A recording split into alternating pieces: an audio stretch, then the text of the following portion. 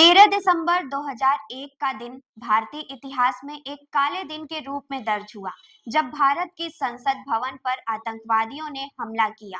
ये घटना उस समय घटी जब संसद भवन में कई प्रमुख नेता और अधिकारी मौजूद थे। जैसे ही आतंकवादियों ने हमला किया, पूरे देश में हड़कंप मच गया और एक गंभीर सुरक्षा संकट उत्पन्न हो गया। आज हम इस गंभीर मामले के ऊपर चर्चा करेंगे। स्वागत है आपका जनदर्पण न्यूज में। मैं हूं कंचन। आप देख रहे हैं जनदर्पण का खास प्रोग्राम दिन विशेष अतीत। ये हमला एक बड़ी साजिश का हिस्सा था। 5 आतंकवादी, जिनके पास अत्याधुनिक हथियार थे, संसद भवन में घुस गए। इन आतंकवादियों ने अपनी कार पर भारतीय संसद के लेबल लगे झूठे स्टिकर चिपका रखे थे, जिससे उन्हें सुरक्षा से गुजरने में कोई रुकावट नहीं आई। उनका उद्देश्य संसद भवन में घुसकर तबाही मचाना था। हमले के दौरान संसद में उस समय 100 से ज्यादा लोग मौजूद थे, जिनमें भारत के गृह मंत्री लालकृष्ण आडवाणी, रक्षा राज्य मंत्री हरिन पाठक और कई सांसद भी थे। आतंकवादियों ने जैसे ही भवन में प्रवेश किया, उन्होंने खुलेआम गोलीबारी शुरू कर दी। गेट बंद करने की कोशिश की गई, लेकिन आतंकी लगातार घातक हमले कर रहे थे।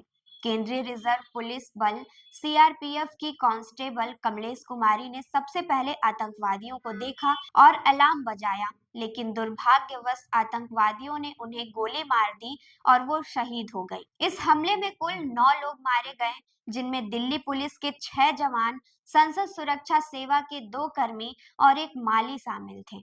आतंकवादियों के पास AK-47 राइफलें, ग्रेनेड लॉन्चर जैसे खतरनाक हथियार थे, लेकिन भारतीय सुरक्षा बलों ने साहसिक कार्रवाई करते हुए सभी आतंकवादियों को मार गिराया।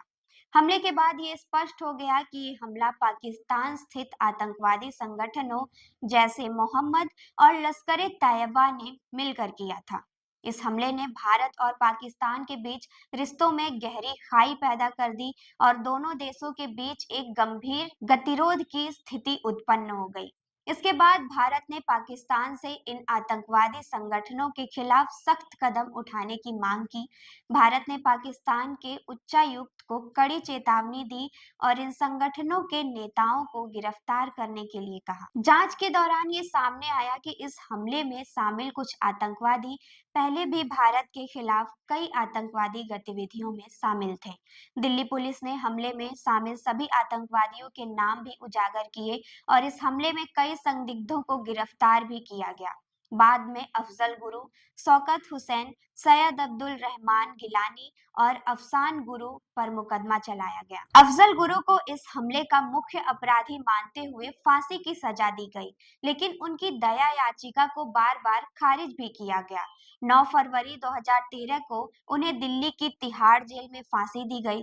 शौकत हुसैन को अच्छे आचरण के कारण समय से पहले रिहा कर दिया गया। इस हमले के बाद भारत में आतंकवाद के खिलाफ एक नई जागरूकता और सुरक्षा उपायों की शुरुआत हुई। दिल्ली पुलिस के अपराधियों ने इस मामले में महत्वपूर्ण भूमिका निभाई और कई संदिग्धों को गिरफ्तार किया। इस हमले ने न केवल भारत को एक बड़ा झटका दिया, बल्कि पूरी दुनिया को ये सिखाया कि आतंकवाद का कोई देश नहीं होता और इसे हर हालत में नष्ट किया जाना चाहिए।